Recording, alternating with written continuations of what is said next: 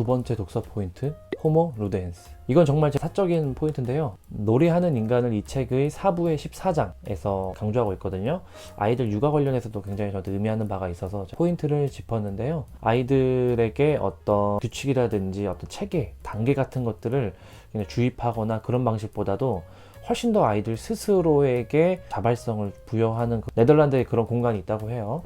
일종의 교육 공간일 텐데 그런 공간에서 일어나는 굉장히 혁명적인 모습을 보면서 우리에게도 익숙한 호모 루덴스의 어떤 철학적인 기반을 다시금 좀 강조하고 있습니다. 놀이하지 않는 인간 반대편에는 놀이하지 않는 인간이 아니라 우울한 인간일 뿐이라고 이야기를 하죠.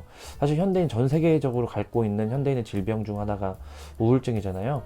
이런 부분에서도 저에게 좀 육아 관련해서도 그렇고 여러 가지 좋은 인사이트들이 많았던 것 같아요. 그러니까 우리는 기본적으로 타인과 이 세계에 대한 호기심과 열린 마음이 있다는 것이죠. 그렇기 때문에 통제하거나 강요하거나 강제하는 방식이 아니라 수십만 년에 걸친 지구의 대부분의 공간은 공유지였다는 강조를 하면서 우리가 서로가 좀 안전하고 자유롭게 행복하게 살 수 있는 그런 공유지로서 우리의 공동체라든지 이 현대 사회를 좀 새롭게 상상해보자, 이런 강조를 좀 하고 있는 것이 저에게는 굉장히 좀 재밌게 다가갔습니다. 그러면서 동시에 언론이라든지 뉴스를 굉장히 좀 비판하고 있는 것도 저는 굉장히 동의가 됐어요. 그러니까 이 뉴스라든지 레거시 미디어의 계통의 언론들은 굉장히 배드 뉴스를 기반으로 하고 있고 사람들에게 일종의 어그로가 끌리는 굉장히 자극적이고 부정적인 뉴스에 굉장히 편향도 있다는 것이죠.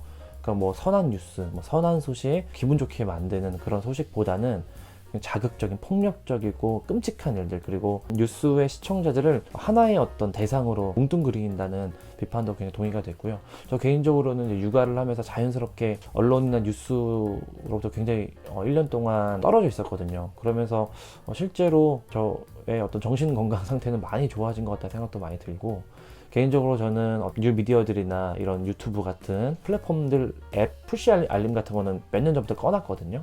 그런 것도 저에게는 중요한 또 팁이기도 해서 이 저자가 처음부터 끝까지 뉴스에 대한 비판적인 입장을 강조하고 있어요. 그러면서 대한 언론을 만들어서 배드 뉴스가 아니라 굿 뉴스에 입각한 새로운 좀 대안적인 언론을 만들어서 활동하는 것도 매력적으로 다가오기도 했습니다.